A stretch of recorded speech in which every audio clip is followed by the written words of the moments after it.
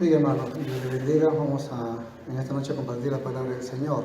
El tema para hoy es, habíamos dicho Jonás, pero en realidad es dos diferentes tipos de camino, de vuelos. Y por eso es que es importante aprender un poquito lo que es la raíz, es el significado de los nombres. La Biblia en su original está lleno de nombres y su significado. De tal manera que cuando uno aprende el significado de los nombres, de los lugares, que significan, es más fácil entender el mensaje del Señor Jesucristo. Hablábamos de que hay un lugar donde se recibe a turistas y todos de habla inglesa y a veces te piden cosas y tú quieres, no le entiendes, bueno, vas a la aplicación, pero sea como fuere, es difícil entenderlo. Pero sin embargo hay hermanos, hermanas que saben inglés y qué bueno que conversan. Ah, sí, lo que pasa es que él quería, qué fácil es entender cuando tú sabes el idioma, pero cuando no sabes el idioma tienes que especular. Exactamente es igual en la Biblia. La palabra de Dios está escrita en hebreo, en la cultura hebrea, en el entendimiento hebreo. Por lo tanto, cuando tú te familiarizas con esos términos, con esas palabras, con el significado de los nombres, repetimos, es mucho más fácil entender y armar todo un pensamiento con respecto a lo que el Señor quiso decir. En esta noche vamos a tomar el ejemplo de un nombre, Jonás. Jonás significa paloma, así de simple. Jonás significa paloma, o sea, es un nombre en el cual lo que significa es que tú vas a tomar un camino, vas a volar, pero vamos a ver a dónde vas, a dónde tienes que ir. Y vemos que el Señor Jesucristo nos habla en Mateo capítulo 12:39, dice, le pidieron al Señor señales, los fariseos. Y Jesús respondió y dijo, la generación mala y adúltera demanda señal, pero señal no le será dada sino la señal del profeta Jonás. Porque como estuvo Jonás en el vientre del gran pez 3 días y 3 noches, así estará el Hijo del Hombre en el corazón de la tierra 3 días y 3 noches. Los hombres de Nínive se levantarán en el juicio con esta generación y la condenarán, porque ellos se arrepintieron a la predicación de Jonás. He aquí más que Jonás en este lugar. Hasta ahí la enseñanza, hasta ahí la traducción. Y pues lo que yo entiendo acá nomás es lo que Jesús dijo, ¿no? O sea, así como Jonás estuvo 3 días en el pez, así el Hijo del Hombre también estará 3 días en la tierra. Y hasta ahí nomás. Pero cuando uno empieza a investigar los nombres y sus significados, entonces el relato se enriquece mayormente. Acá el Señor Jesucristo nos habla que la señal, o sea, el ambiente, lo que va a acontecer, el espíritu, la época, la era, lo que está aconteciendo, lo que va a suceder, la mejor señal que vamos a recibir de Jesucristo es la señal del profeta Jonás. Y tenemos que recurrir a la vida de Jonás. ¿Quién fue Jonás? Y no solamente es el tema de que, así como Jonás estuvo en el vientre del gran pez, no. Adicionalmente a eso, Jesús también estuvo 3 días en la tierra. No, sino que también tenemos que ver qué pasó en esa época, qué sucedió, para entender qué es lo que está pasando ahora, cuál es nuestra conducta y qué tenemos que hacer. En primer lugar, Jonás dice que era hijo de Amitai. Jonás paloma, ¿no? Jonás paloma. Su papá se llamaba Amitai. Y Amitai en hebreo, Amitá, significa veraz, estabilidad. Quiere decir entonces que la característica del papá de Jonás era un hombre veraz, o sea, que estudiaba la verdad. Y conoceréis la verdad y la verdad te hará libre. Había estabilidad en la personalidad y en la conducta del papá de Jonás. Jonás se crió con un rabino, se crió con un jaján, con un sabio. Jonás se desarrolló en medio de su juventud, en medio de estudiar la palabra de Dios. Pero la costumbre judía era, todo papá quería que sus hijos estudien, y hasta ahora todo buen judío hace que su hijo estudie la palabra de Dios. Desde muy temprano van a la sinagoga y estudian la palabra de Dios. A veces confundimos la sinagoga como la iglesia cristiana. No, la sinagoga en realidad es un colegio, es una universidad, es un instituto técnico, donde el muchacho está ahí, estudia los cursos comunes y corrientes, pero también estudia la palabra de Dios. Hay universidades. Y no solamente eso, sino que también tienen centro social, también tienen ahí restaurantes, tienen cafeterías, en fin. En realidad, prácticamente, digamos así, mamá e hijos paran todo el día en la sinagoga porque ahí es donde desarrollan sus estudios, sobre todo en la palabra de Dios. Estudian idiomas y bueno, un montón de cosas más. Y Jonás se crió ahí, le gustó la vida tranquila, le gustó la comodidad. Jonás, que estaba preparado para llevar un mensaje, como la paloma lleva un mensaje. Jonás pensaba que se iba a repetir igual que su papá, un hombre acomodado. Él también iba a heredar las comodidades de papá, iba a tener la tranquilidad de enseñar la palabra de Dios a otros judíos como él. Una vida tranquila, una vida de paz, hasta que llega la palabra de Dios a Jonás, profeta, y le dice: te vas a ir a Nínive y vas a predicar. Le rompió el esquema. Es como que si yo te diga: ¿sabes qué, hermano, usted va a ir a predicar a los barracones del Callao? Se te mueve el esquema. Y que Dios te lo diga encima. Que Dios te lo diga, ni caso me vas a hacer. Pero que Dios te lo diga. ¿Cuál es el problema? Nínive. No, cuidado. Nínive fue una ciudad fundada por Nimrod, el primer poderoso de la tierra, el que ideó lo que es las fronteras. Antes de Nimrod no había fronteras, nadie decía: esta tierra es mía. No. Pero cuando Nimrod empezó a desarrollar su estrategia, su pensamiento, su corazón, esto es mío, y puso límites, puso estrategias para que de esa manera hagan las fronteras, y ahí nacieron lo que hoy conocemos como país. Fue Nimrod. Pero para eso tenía que tener una ideología. Nínive, su diosa era Ishtar, o Astarte, o la reina de Éfeso. Nínive fue una cultura que ahí fue donde desarrolló los asirios, antes de los cártagos, antes de Alejandro el Grande.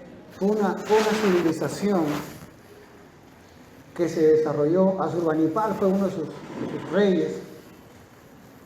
Pero ¿en qué creían los de Nínive? En primer lugar, era un pueblo muy culto.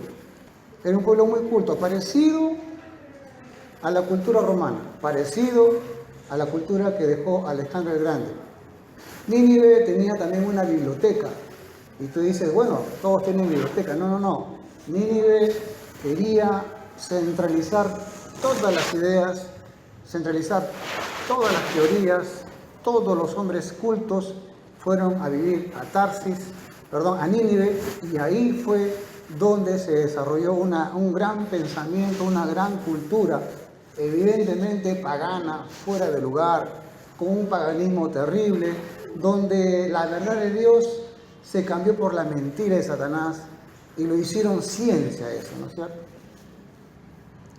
Es como hoy en día, por ejemplo, usted pone Discovery Channel y habla sobre Ollantaytambo, habla sobre las piedras de 1000 toneladas, y ellos dicen: fueron nuestros alienígenas ancestrales, los marcianos, los que hicieron eso, ¿no?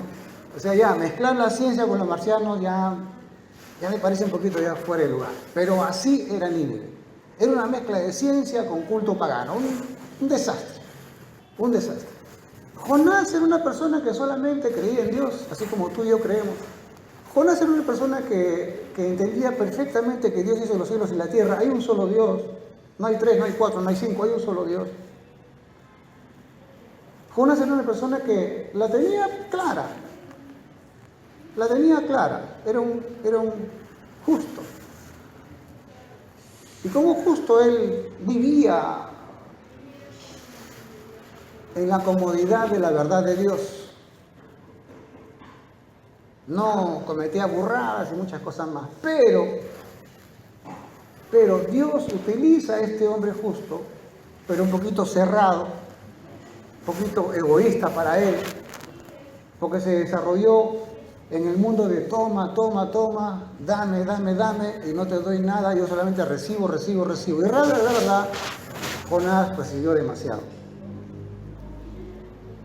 Así como nosotros, que decimos nos falta acá, nos falta allá, y cuando tú te comparas con personas que están en necesidad, tú tienes demasiado. Dios te ha dado demasiado, pero quieres más. Y el que quiere más no se sacia, quiere más y no te das cuenta de lo que tú tienes. Dicho de otra manera, hermanos, no nos damos cuenta de la gran salvación que tenemos en Cristo Jesús. Por eso Pablo decía, ¿cómo podemos descuidar una salvación tan grande? Teniendo a Jesucristo, nuestro Señor, habiendo dado su vida por nosotros, proveyéndonos de una mente clara, un corazón claro para tomar buenas decisiones y para que no vaya bien, para no cometer pecados o errores, sino acertar más bien el blanco. Teniendo a Jesucristo, todavía estamos buscando otras cosas, buscando el arca perdida cuando ya lo tenemos hace 2000 años, lo tenemos al Señor Jesucristo acá. Pero así estaba Jonás. Jonás, dice acá, vino palabra de Jehová a Jonás, levántate y ve a Nínive, aquella gran ciudad, y pregona contra ella, porque ha subido su maldad delante de mí. De paso, también no había otra cultura más terrible que Nínive, porque sabe que a sus enemigos se deleitaban hirviéndolos en aceite caliente, en un toro. O sea, ellos se gozaban viendo cómo la gente sufría, y eso lo tomaban como cultura. Usted dirá, pues qué paganos, qué malos, que por aquí, que por allá. Bueno, ¿quiere que le diga algo? Así yo me siento cuando voy a Caquetá y veo cómo matan los pollos. ¿Usted ha visto cómo matan a los pollos? Un salvajismo. Pobre pollo. A los pollos lo traen en la madrugada, ¿sabe por qué? Porque se les está más tranquilos. Si en el día lo trajeran, no se dejarían, pero están más tranquilos. Pero los llevan justo a unos muchachones que le dan un golpe en la cabeza, le cortan la yugular, y ni siquiera terminan de morir, ya lo están metiendo en el agua hervida para pelarlos. Eso es salvajismo, o sea, y muchas cosas más. Mucho salvajismo que hay hoy en día y que lo tomamos como una cosa normal, ¿no es cierto? Cuánto Dios nos ama, cuánto Dios nos quiere, cuánto Dios protege tu familia y no hace que pases cosas que otros hermanos están pasando. A eso me refiero de Jonás, que no sabe valorar lo que tiene.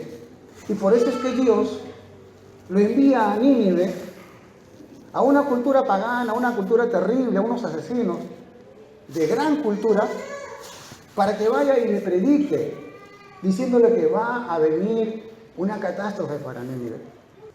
Tanto era Jonás su mundo de fantasía que se había creado, que nunca pensó Jonás que él iba a estar en otro lugar, en otra situación, y que Dios mismo le iba a enviar. Estaba en una comodidad tremenda. Y dice que inmediatamente Jonás se levantó y en vez de ir para Nínive, se fue para Tarsis. Tarsis es una ciudad cosmopolita, es como Lima, cerca al mar, mucha cultura, mucha cultura moderna, mucha facilidad de muchas cosas. ¿Y por qué se fue a Tarsis o Tarso, donde fue Pablo? Porque era una ciudad portuaria donde ahí podías ir a cualquier parte del mundo. Jonás quería huir de la presencia de Dios. Jonás quería huir de su llamado, de su ministerio, del talento, del don que Dios le había preparado para que vaya y haga una sola cosa nomás. Arrepiéntase porque va a venir un castigo a esta ciudad. Nada más. Jonás sabía bastante. Jonás tenía un gran conocimiento, también sabía la gran cultura que había en Nínive. Pero Jonás no quería entrar en una lucha de culturas, no quería pelear la buena batalla, no quería defender el reino de los cielos.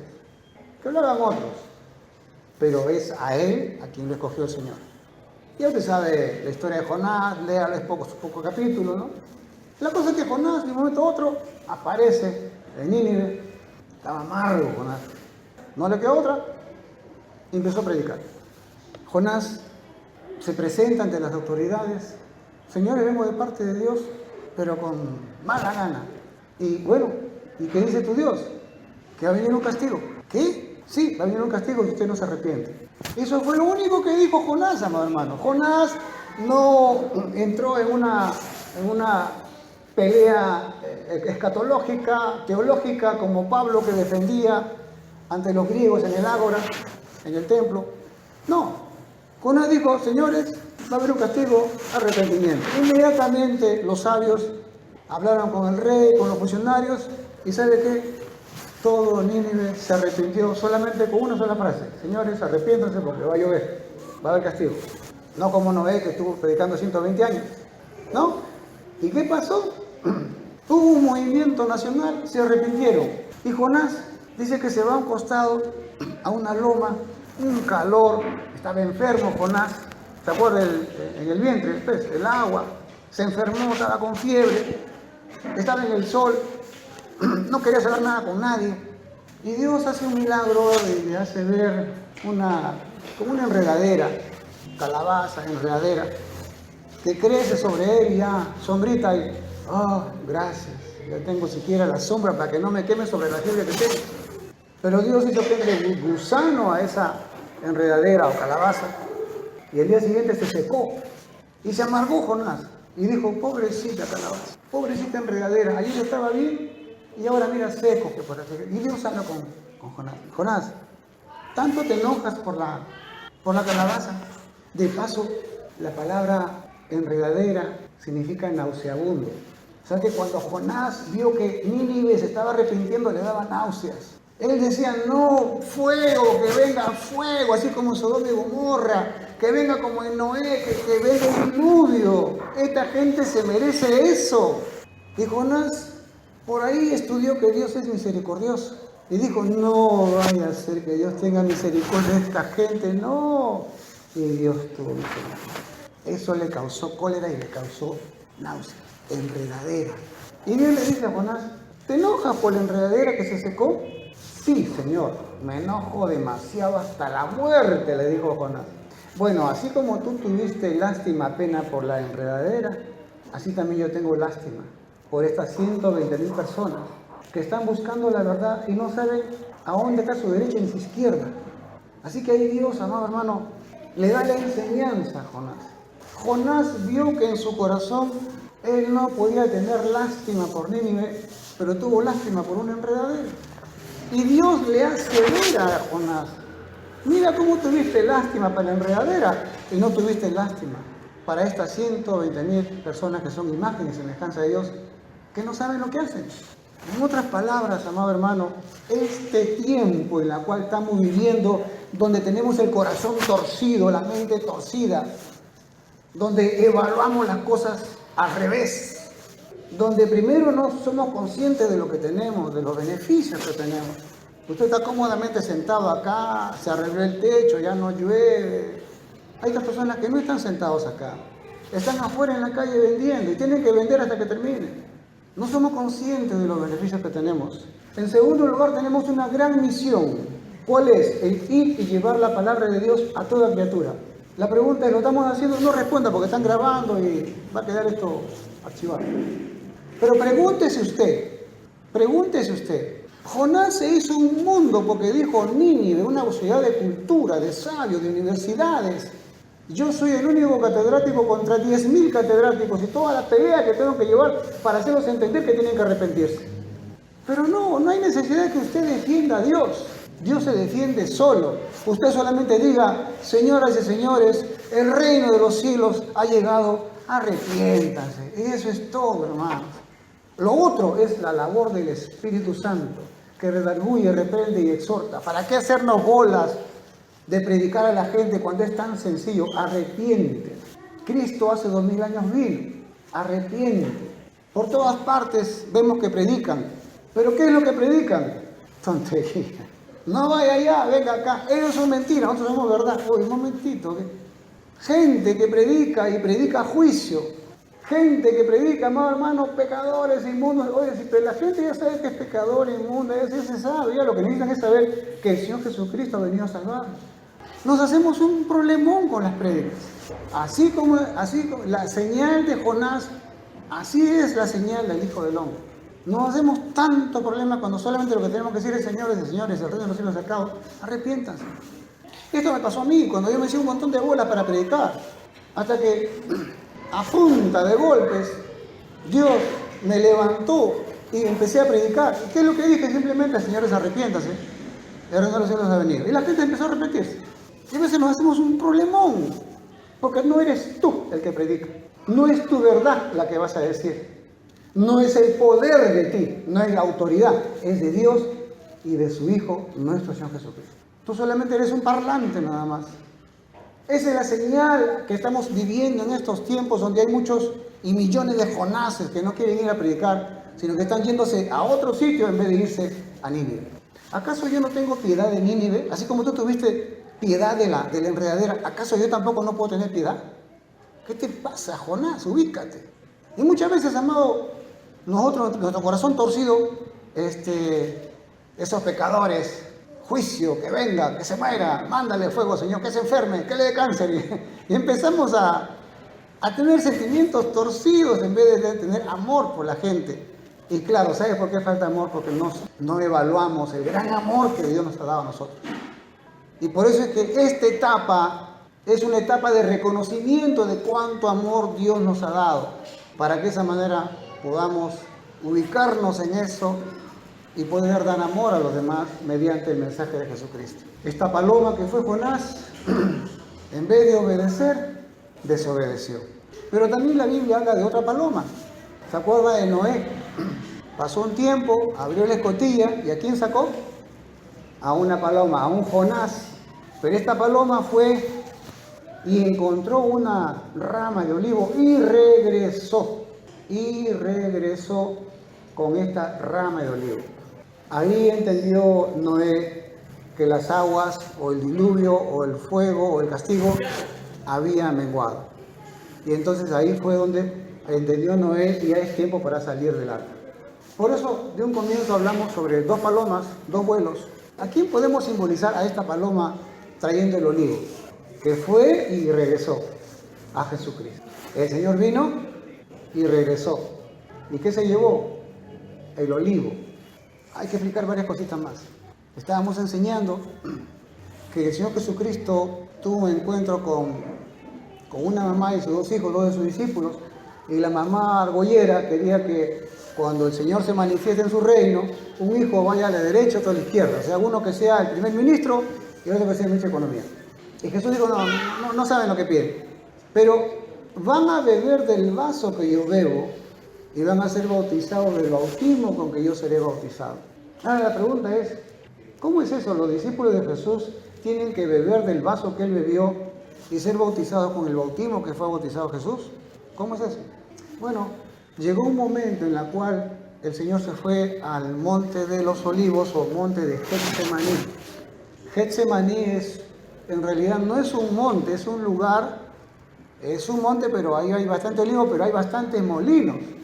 Hasta ahora hay un molino donde hay una piedra redonda, hay un eje, un burrito da vuelta y abajo está esta piedra redonda donde muele las aceitunas, y tiene que ser molida las aceitunas, los olivos. Y yo no creo que a la aceituna le guste que le muelan, pero ¿sabe qué? Después de la molienda sale el aceite. ¿Y qué tiene que ver eso con el bautismo de Jesús? Bueno, bautismo es purificación. Purificación es limpieza. Y limpieza es sacar lo malo de uno. Y la Biblia dice que seremos bautizados con el Espíritu Santo. Ahora, vamos al significado una vez más de la palabra. Espíritu. ¿Qué significa ruaj? ¿Y qué significa ruaj? Los traductores de la Reina Valera lo traducen como soplo, aliento de vida. ¿Se acuerda Génesis? Cuando Dios sopló en la nariz del hombre y le dio aliento de vida. Nefesh, Neshama, Ruam. Pero también tiene otras acepciones espíritu. Ruaj significa también fuego.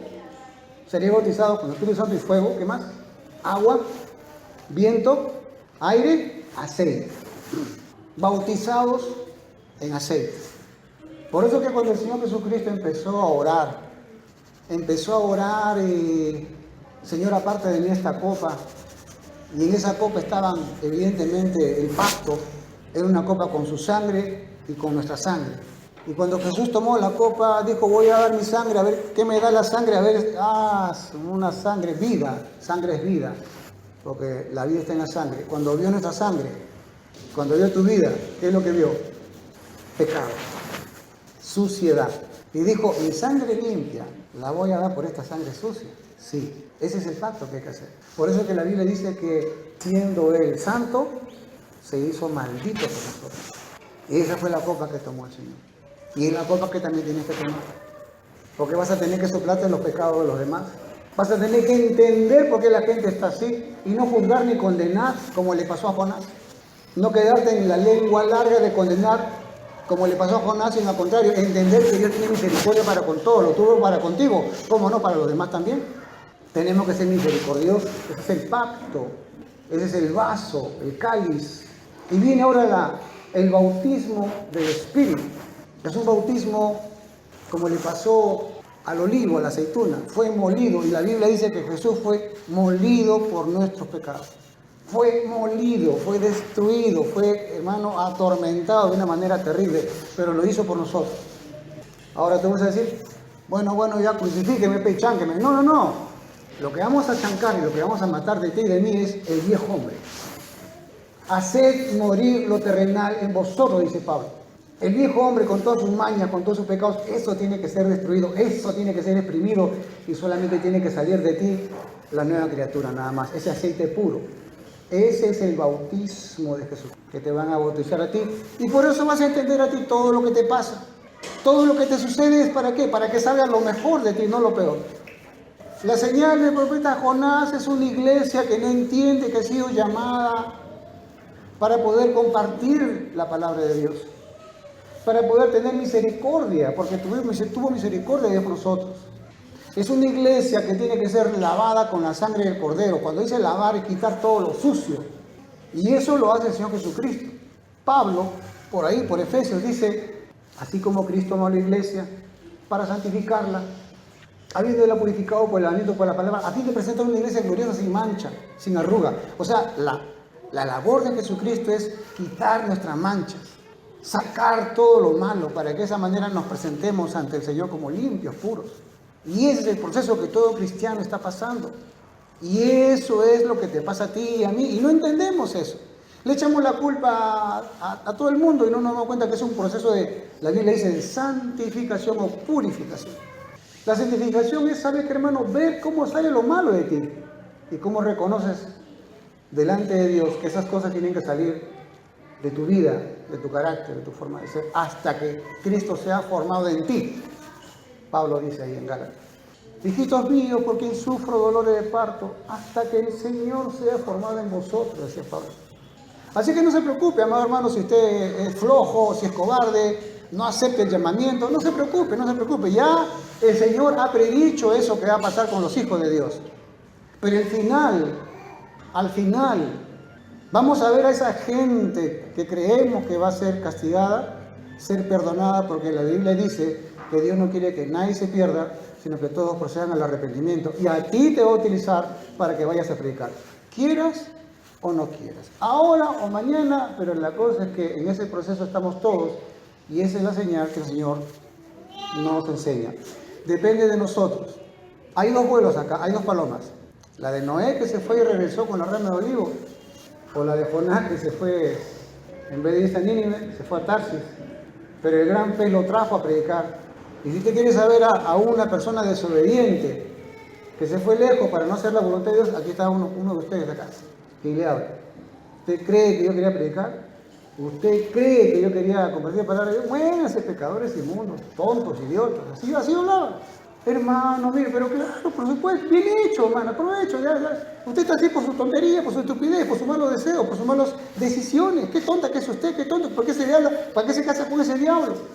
Así yo hablaba, hermano. ¡Que venga a fuego! Eso. Oye, radical, tranquilo, tranquilo. Oye, Jonás, ten conciencia de que tengo misericordia de ti. Bájate de tu nube, bájate de tu pony. El ego, el orgullo, hermano, nos va a hacer creer tonterías. Y por eso está el Señor con su palabra que nos hace entender los tiempos y las sazones.